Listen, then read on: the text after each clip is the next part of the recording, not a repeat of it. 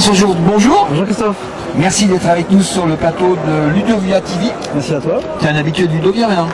Troisième fois que je viens. Troisième fois, maintenant tu es blogueur invité, t'es dans le pool des blogueurs. Voilà. On voulait parler dans l'enseignement. Tu voulais parler des 4C dans l'enseignement, tu as des choses à dire? Je voulais parler des 4C parce que je voulais parler de l'apprentissage authentique. De l'apprentissage authentique. Du vrai reste après la formation. Voilà. Alors, apprentissage authentique parce que je pense qu'on peut, enfin je pense, je suis pas le seul, on peut distinguer trois approches de l'apprentissage de la part de nos élèves. France a partagé un post État islamique, les décapitations de l'apprentissage de surface, c'est l'élève qui veut pas redoubler, donc il veut juste avoir, il veut pas avoir d'échec. Donc il travaille pour la note, voilà. Pour passer à la classe supérieure. Il veut pas d'ennui, pas de vague, il prend le chemin court pour passer.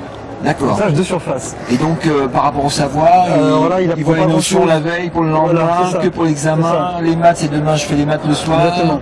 Ça n'arrive jamais. Je ne participe pas. Mais voilà. Non, j'apprends pas mes cours, je suis partout, donc tout au cours de l'année, un peu en touriste. Un peu en touriste, il n'est pas impliqué, il n'est pas investi. Pas motivé. Pas motivé le garçon. Alors il y a une autre catégorie de garçons, jeunes filles, qui cultivent l'apprentissage stratégique. Oui. Alors, pour passer bien, parce qu'ils ont un projet, et ils vont choisir la matière. D'accord. Ils vont les choisir. En fonction des coefficients, j'ai ça ici, donc j'ai bossé que ça, là je m'en fous. Voilà. Et ils vont les bachoter, et le fait de ne pas avoir compris en profondeur ne dérange pas trop la note qui leur permette de passer. Et donc ce type d'étudiant-là ne fait pas la liaison entre les différentes disciplines, puisqu'il en a bossé. Non, d'abord voilà, il y a pas de... Exactement. Et puis il n'y a pas de ça me rappelle des gens. Du savoir. D'accord, oui. Et alors on arrive à la troisième l'étudiant rare, l'étudiant que nous voulons favoriser, que nous voulons développer. C'est celui qui cultive l'apprentissage profond, l'apprentissage authentique. C'est quoi l'apprentissage profond? C'est des savoirs qui restent après une semaine, un mois, un an? C'est-à-dire un apprentissage qui se fait par goût de l'apprentissage, par intérêt, par motivation intrinsèque, et qui va produire une compréhension profonde qui pourra être appliquée dans des situations tout à fait nouvelles et sur le long terme. D'accord. Avec créativité.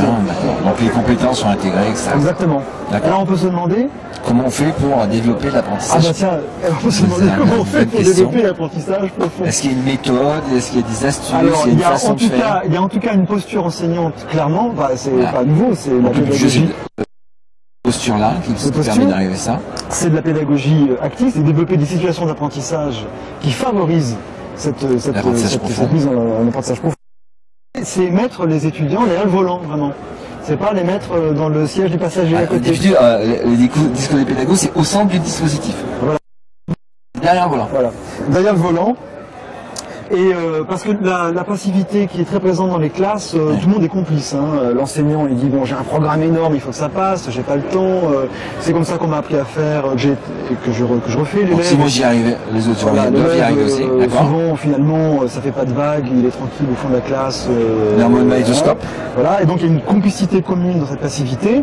Et d'ailleurs la technologie est souvent complice de ce crime de passivité quand elle est utilisée de façon uniquement transmissive. Ouais. Mais elle peut être utilisée de façon active si on met l'élève derrière le volant, on accepte que ce soit un petit peu désordonné, qu'il ne touche pas bien les pédales au début, etc. Et on l'accompagne là-dedans.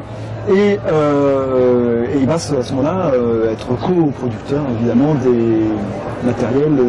Donc il y a un petit cas conceptuel pour nous guider un peu là-dessus? Non, c'est la métaphore du volant et l'effet Ikea peut-être. L'effet Ikea. Alors l'effet Ikea c'est que on n'arrive pas à monter les tables. Non, alors il y a l'effet Ikea, c'est que c'est un peu d'abord on va y aller sans mode d'emploi.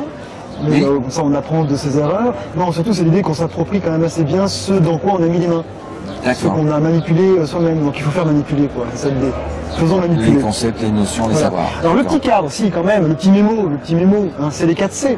Voilà, les 4C. Alors les 4C, c'est une façon de se rappeler et de s'interroger sur ce qu'on fait en classe. Alors il y avait les 4 mousquetaires, non c'est pas les 3 mousquetaires. Maintenant il y a les 4C. Il y a les 4C en tout cas, donc c'est te dire, voilà, quand je fais une activité pédagogique, est-ce que j'active chacun de ces 4C qui sont... C'est pas une méthode, c'est plutôt un cadrage pédagogique. Alors les 4C, alors Épicure parlait du tétrapharmacone, le quadruple remède qu'il fallait toujours avoir en tête, 4 petites phrases dont il fallait se souvenir et qu'on pouvait mettre dans sa poche. Ouais. Voilà, hein, c'est le petit pense-bête. Alors le 4C, le tétrapharmacone, le quadruple remède pédagogique, c'est se demander est-ce que j'active de la créativité de la part de mes élèves. Ils n'ont pas d'ordre de préséance. Hein. Est-ce que j'active de la créativité? Est-ce que j'active de la pensée critique, creative thinking, voilà pour le C? Est-ce que j'active de la collaboration? Et est-ce que j'active de la communication? D'accord. Voici pour nos 4C, Christophe. Merci. Merci pour cette introduction. Donc on va aller voir dans le détail un peu ces 4C. Merci François. Merci Christophe.